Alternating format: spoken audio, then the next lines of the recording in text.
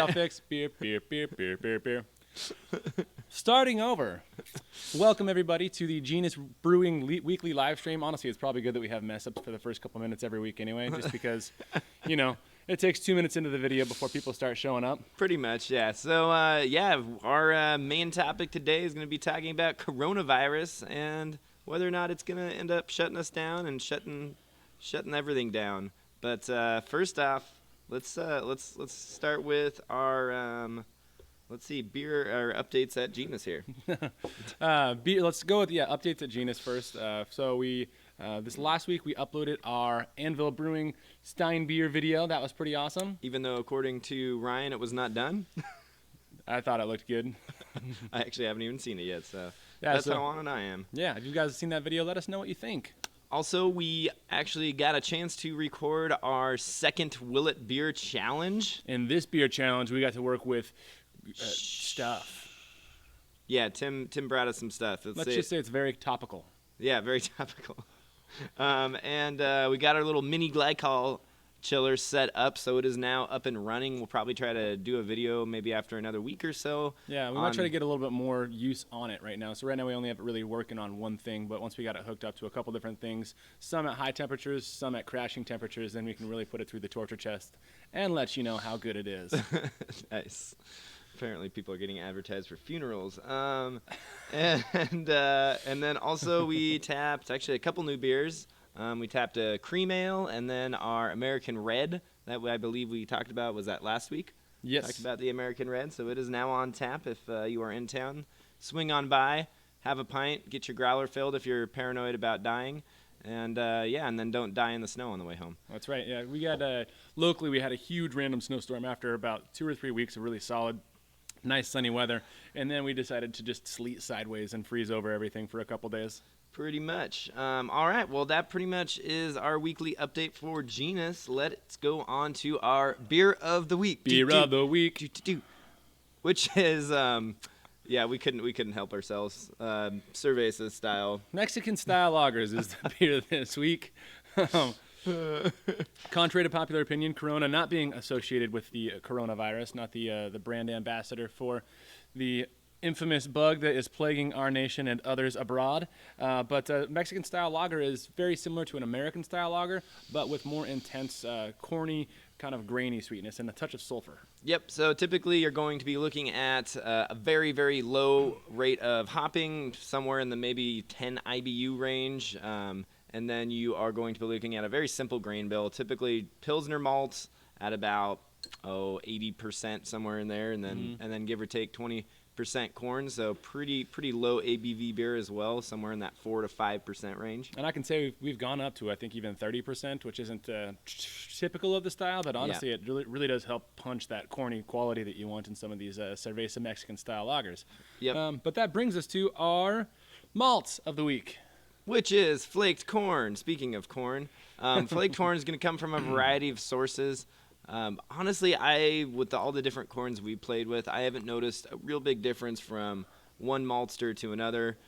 But one thing to note is that it is actually not malt. Instead, it is gelatinized and then flaked so that all of those starches are readily available for your base malt to then convert into your fermentable sugars. Another thing this corn will do will give you a drier finished product because a high percentage of what's in flaked corn is going to be fermentable or at least easily convertible. So you're not left with high proteins or anything like that can help build body in the beer.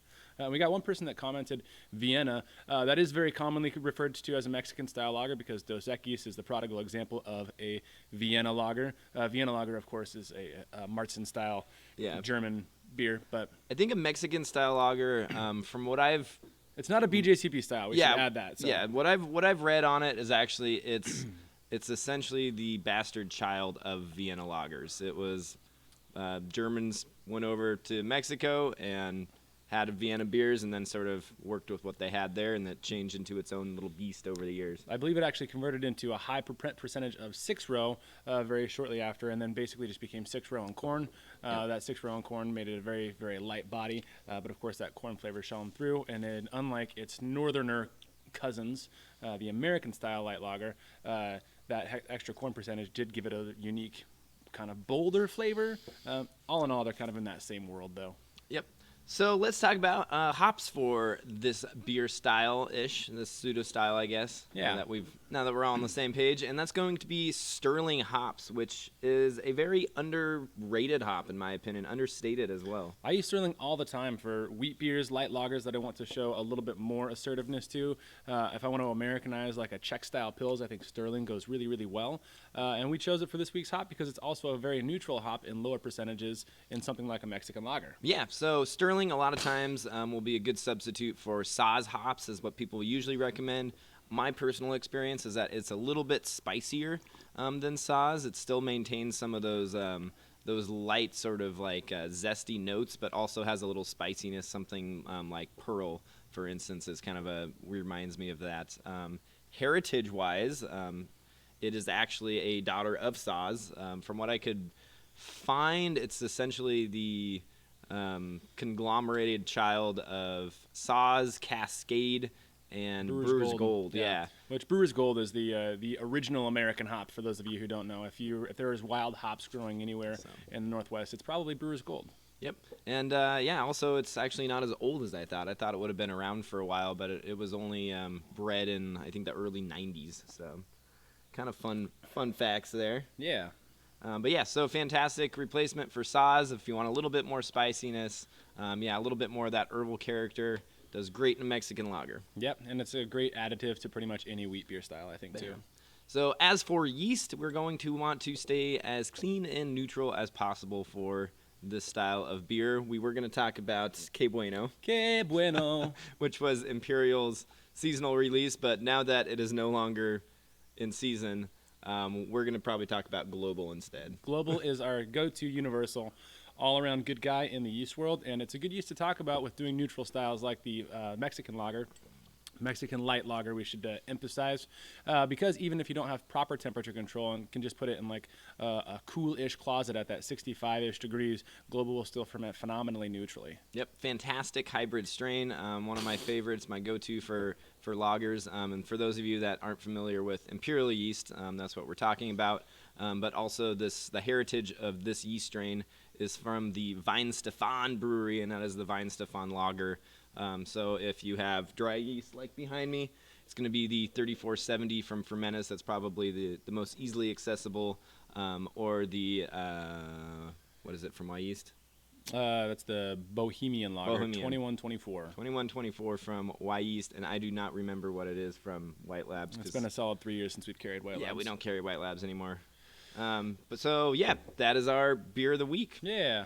So, yeah, go out and brew some because, Corona. And someone did just comment, Jason said, Modelo Negro is closest to a true Vienna. It is. If you look at the BJCP, at least last time I checked, which is pre-2015, for a Vienna lager, Modelo Negro is actually the commercial example, the first listed commercial example. It's actually not a bad beer. Not bad beer at all. Yeah, unless it sits warm on a store shelf for several years. Well, yeah, that's true. If it's on tap, it's not bad. All right. So let's get right into the meat of it now. COVID-19, the coronavirus variant that's apparently out and about, just having fun with people these days. We'll start with a little bit of a local news. Coronavirus, COVID-19 did just hit first confirmed cases in Washington. That's the state that we live in over a week ago. And then as of yesterday, we have 3 confirmed cases in our city, Spokane. Nice. Even though I'm pretty sure I had it last month, but... So that is happening, and that is causing some stirring up in the hospitality industry in general. But before we jump into that, let's talk about, is Corona, the beer, being affected sales-wise by the coronavirus? Turns out, no, not really. They're still doing fine. But with that said, that it is going to be hitting the big guys hard because all of the sports events are getting shut down. Which, if you're drinking big domestic beers, then what do you do at sports events? You drink domestic beers, and so those sales are going to be obviously tanking in the future. And if you're AB InBev, if you're Constellations, is that Corona? I forget who owns Corona, honestly. Yeah, all the big macro guys, they're gonna be hurting because they can't do that distro no more. There is some direct correlation between sporting and beer sales in general, but especially in those big macro worlds. But when you go into local tap rooms and local settings, a lot of people are, we find, shying away from coming to bars as much because they are afraid of, well, not because they're afraid, but because it has been suggested that they're, don't go to large gatherings. Basically, a little bit of self-isolation or social distancing is what they call it. Yeah, so some of the research I was doing on this, apparently, I don't know what state it was in, but one microbrewery I was researching, the governor told everybody to not go out and have their chicken at a restaurant that night, and the guy was like, I want to slap him in the face because you're literally telling people not to go out and spend money and support local businesses. Yeah, so it is hitting people hard. We actually went out on a little tirade a couple nights ago, just while we were trying to plan different videos and making sure that everything was taken care of in the business world before I took a day off. But we tried 2 different places, and the first one we went to was shutting down for an hour early, because they just hadn't gotten any business in the last hour. And the second one we went to was a later night place, but we found out that it was going to be shutting down a little bit early. Luckily, not so early that we couldn't actually sit there and enjoy a beverage while we chatted and planned out things. In a Mondo burrito. He had a Mondo burrito. Last night in our tap room it was slow, but it's hard to say. It's still a slow time of the year. I don't want to quite blame it yet. Right.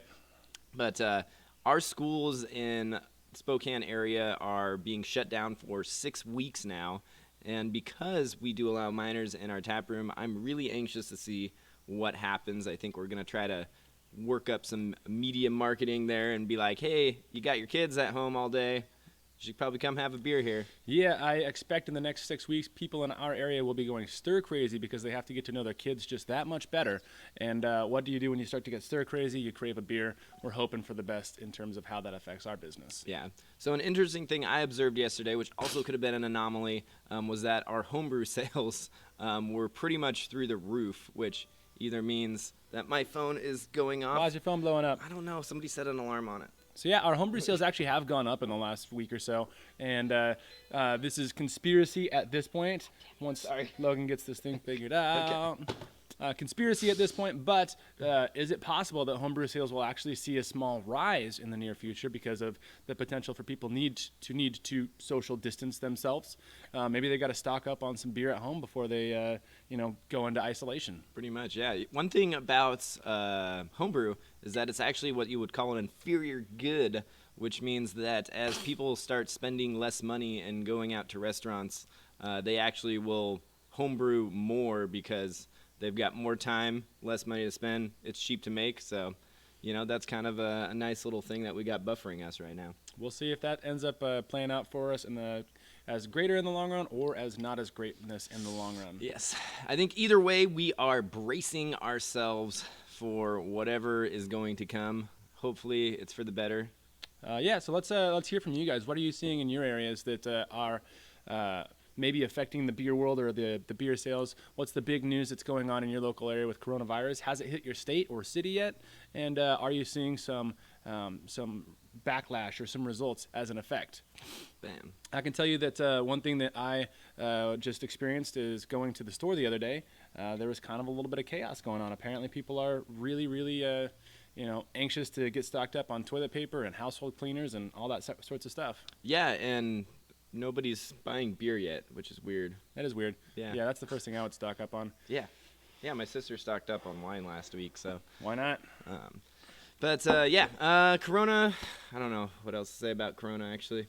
Well, let's hear from some people that what's happening there. Yeah. In Las Vegas, everything is dead, but our homebrew store is actually a little bit busier. Nice. Yep. So that sounds exactly what kind of I was talking about with that inferior good. So homebrewing might have a little resurgence going on in the near future here. Also, as far as I know, I haven't been able to find any evidence to the contrary, but toilet paper and hand sanitizer is still pretty much in stock on Amazon.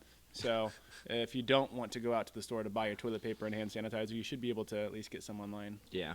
One person commented about doing growlers and delivery services, and that's something we've actually already looked into. Yep. And it turns out that we can do it, but we have to file for a different license to do that, or an additional license, right, to do that. And it has to be professionally packaged, or it has to be a sealed, whatever the actual package thing is called, which means we have to go through the federal government for their Colas Online, basically, label approval. Yeah, so by the time we end up getting that sorted out, this will all be a thing of the past, unfortunately. Hopefully. Fingers crossed. And but yeah, otherwise, definitely growler fills. I think we're going to be seeing more of those. Nano breweries or microbreweries are all doing extra measures. I know I've actually been, being extra sure to wipe down all the touch surfaces around our place. But Yep. But there's only so much you can do. So Wash your hands a lot. wash your hands. Yeah, my hands are raw from all the bleach water. Yeah, still go out to local bars, but make sure you're washing your hands and taking proper normal precautions. I don't think anyone needs to go, super crazy. But as long as you're taking proper standard precautions, and if you have been feeling sick, stay away from people that are immunocompromised, and you should be fine. Yeah. Apparently everybody's immune in West Virginia, though. So good for you, West Virginia. Here's to hoping it stays that way, because it's been a little bit of a madhouse. Like the reason that the schools have shut down in our area is actually it was a governor thing. A lot of schools were like, I don't know what we're gonna do yet. We're gonna play it by ear. So like superintendents were like hesitant to make any big decisions. But the governor actually last Friday or Thursday, I think it was Friday morning, made an announcement where he is forcing all the K through 12 schools to shut down for 6 weeks. Bam. All right. Well, let's open it up to just general questions right now. Enough of Coroni. And let's. I see one question asking about the Fermentus or the Safale 3470 being a hybrid lager 2, and that is correct. That is the same strain as the global strain. So all of those have a tendency to ferment very, very clean, even at higher temperatures. My experience with them is up to the lower 60s, about 62, 63 degrees. I don't see any difference versus fermenting that strain at, say, 45 or 50. If you get a little bit higher than that, it'll start to throw just a real hint of fruit esters, but still remarkably clean yeast. Yeah, many of the local breweries are no longer doing growler fills, or only filling growlers if you buy a new one at time of fill.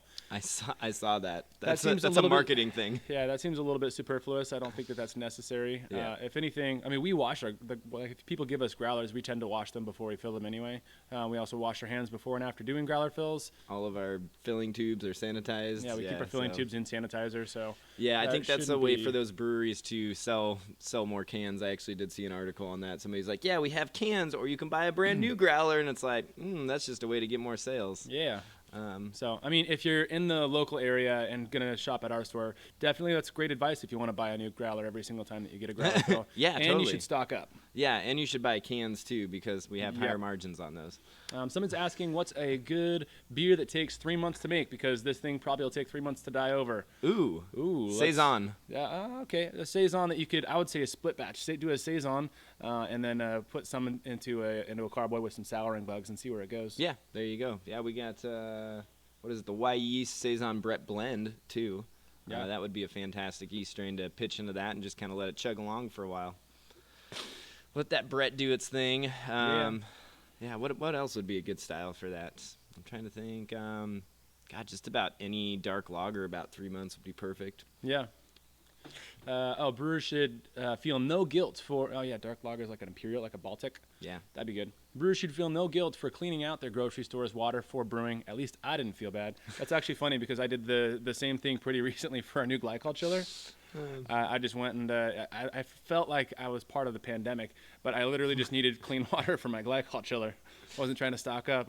You did buy like 10 extra gallons, though. Yeah, but that water always comes in handy. I had no idea how big the well was. If it was as big as the other glycol chiller's well, then for sure we would have needed that much. It's good to have extra water. We use it a lot. Bam. All right. Have you guys experimented with terpenes?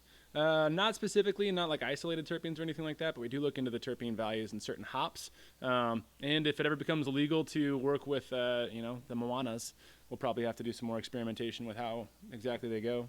Yeah. Terpenes are very popular or very important thing to know about when you're thinking about biotransformation and dry hopping as well. So somebody's asking about clean glassware, and one of their local pubs saying they dunk a handful of mugs and continuously refill. If that's in New York, they might have different laws than we do here, but that's definitely a big no-no. Sounds like they're probably dunking them in some sort of a sanitizer solution, but all of the glassware that we use here, it has to be run through a dishwasher that's either high temperature and or one like we have, which is a low temperature that actually has a sanitizing agent at the end of it. Yeah. And then they have to be dried, and then of course, because it's got that sanitizer, we make sure that we rinse them with a glass rinser before that we refill any glassware. So Where do you see that? They dunk into a yeah, hand. from Rob Cold mugs Stevens. and Yeah, continuously refill. yeah, that's pretty Interesting. weird. Yeah, definitely would not fly around here. Yeah. I'm wondering. Yeah, I know New York Rose is going a little bit crazy, but also that doesn't seem terribly sanitary if you're dunking. No, Yeah. definitely no. Unless they're I would changing that very, probably very pass frequently. on that bar there. Yeah, so there's actually a chlorine content. Halogens, by the way, are one of the best overall. I'm not going to call them sterilizers, but near sterilizers. Halogen sanitizers are some of the best out there in terms of raw killing stuff power. And chlorine is the most common halogen sanitizer that you'll see in the glass washing world. But obviously, it's very pungent. Iodine is the one that you see in the beer brewing world. But yeah, so run it through a chlorine cycle and then hit it with a glass rinser. Good to go. It's beer clean. Brian is asking if you can ferment corn and that on a separate mash, it looks like, before adding it to beer. And I guess yes, but I don't really see why. You'd have to definitely have enzymes or have some kind of a diastaticus yeast that you'd be throwing at that, which just seems like a lot of extra work for probably not as good of a result. Yeah, the thing that I'm thinking about with that is actually without the complexity of material for yeast to chew on. If the yeast would actually start fermenting too hot or create off flavors, I know that some of those off flavors, some of those extra fruity flavors, are commonly sought after in the distilling world. And some people in the distilling world will ferment 100% corn, and you can ferment it and clear it out, but you just got to mash it with its own or with your added enzymes, ferment it normally, and do a clarification step. But again, that risks those extra hot flavors that end up tasting good in whiskey or a final product, but maybe not so much in a beer. Yeah, and we found that a lot of times those enzymes have a undesirable flavor to them as well if you don't add a very, very small amount. Yep. Seeing some amber and scotch recipes adding their hops at 20 minutes rather than smaller portions at 60 minutes. Any difference? We've done that a handful of times. If we don't want a super hoppy beer, we might, but we do want some of that hop flavor. Instead of adding a 60-minute addition at all, sometimes we'll just add a little bit more of a more robust, earthy hop and then just do it all at 20 minutes. It's still enough that a lot of the aromatics are going to go away, but you'll get a little bit more of that earthy component to it. Yeah, it's a common thing. I mean, we do it with a lot of IPAs. I think if you're trying to do sort of a West Coast IPA, it's not a bad idea. I think you're definitely getting a trade-off of having hops in your boil for longer versus having more hops in there for shorter, which either way you're going to get kind of that same utilization, that same chlorophyll type character as a result in the end. Yeah. So, yeah, usually we actually try to shoot for less hops in general in the boil with higher alpha hops if we're trying to get that same bitterness. Yeah, and we try to find ways to maximize contact time. But in something like an amber or a scotch ale, again, hops aren't a huge component, but a little bit of that extra earthiness from the hops really can add. So something like Fuggles, I think, is pretty great. Yeah. Somebody said, we live in Detroit and we'll be working from home until April 14th. Toilet paper flying off the shelves. Going to visit a brewery this weekend. We can self-isolate there. That's the spirit. That's what I like to hear. A lot of breweries really aren't as high traffic or high impact as places that you'd see like regular chain restaurants. Chain restaurants are notoriously dirty because a lot of people get their sticky fingers everywhere. Being a chain restaurant, they have employees that work for them that aren't the most concerned with being super, super clean. So I would actually feel a lot more comfortable in a brewery setting than I would in a chain restaurant in terms of whether or not I'm going to be carrying some germs out of there.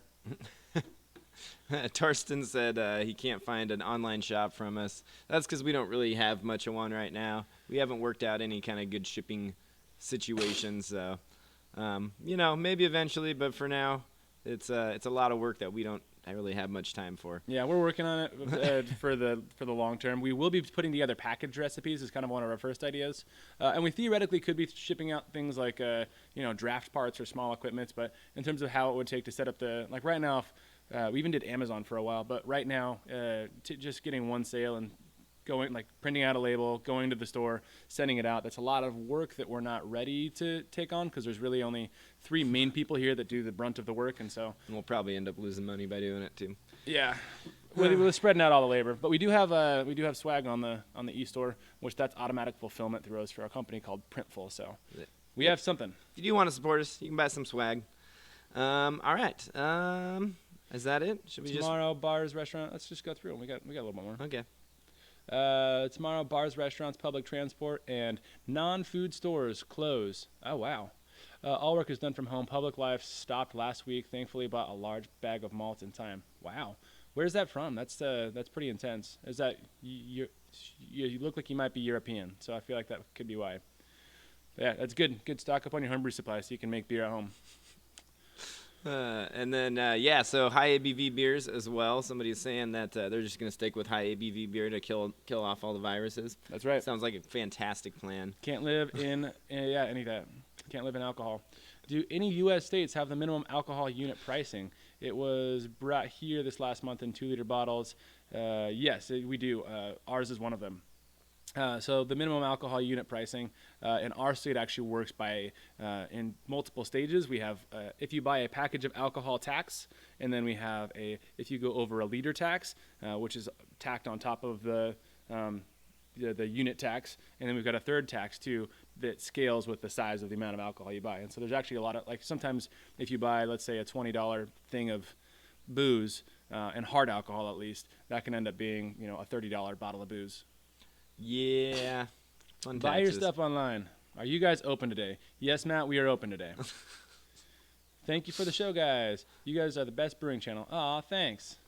All right. Well, let's wrap it up. That sounds like it for today. A little bit of a short one today, but thanks for hanging in. Please support your local breweries and homebrew supply stores. Do what you can to keep businesses alive during these crazy, crazy times. Next week we should have a fancier microphone, so hopefully the audio will be crispy. Don't forget to like and subscribe if you're new to the channel, and we'll see you next week. Oh, wait, one more question. I think this one's really good. Oh, gosh. Coronavirus gets worse. You're only allowed to buy one type of beer for the next 2 months. What's the best beer of choice to stock up on? What do we have a lot of right now? Genus Brewing, Short Dirty Guy Blonde Ale. There we go. That one right there. I would actually say a Goza because it's light in alcohol, it's got a lot of proteins in it, and a little bit of electrolytes, so why not? And probiotics. Sure. All right. We're going to end the stream now. See you, everybody. We're going to go get open. See you next week. This is a weekly show. Tune in every week. Yay. End stream. That's the button. There Yeah. you go.